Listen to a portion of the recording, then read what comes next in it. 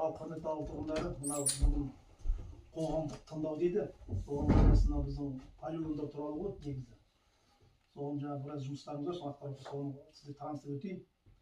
Мына Қазақстан Республикасы экологиялық заңнамасына сәйкес Талас ауданы Бостандық ауылы округ аппараты коммуналдық мемлекеттік мекемесінің қатты тұрмыс қалдықтар полигонына эмиссиялық нормативтік жобасы қалдықтар басқару жөнінде жұмыстар жүргізген.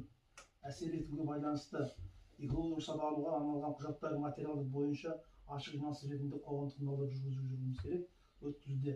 Бүгінгі қоғамда ақпарат монологиялық облыстық газетіне және Тараз 24 телеарнасына берілген хабарландырулар арқылы жеткізілді.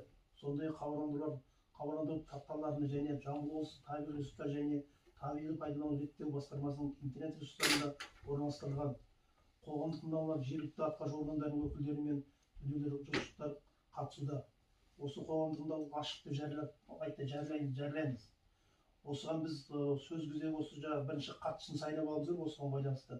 Қатысшыға бір ауыздан Әмзеқұлов Алмас Момынханұлын сайласақ. Қарсы емессіздер. Ал енді осыған келесі сөзді Әдет мырза өзіңізге берсек.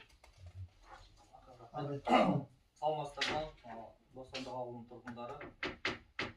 Біздің қатты тұрмыстық қалдықтар полигоны Жамбыл облысы Талас ауданы Бостандық ауылы, Бостандық ауылдық округі аумағында орналасқан. Полигонның жалпы ауданы 2 гектарды құрайды. Жобаға сәйкес қызмет көрсетілетін халық саны 1205 адам.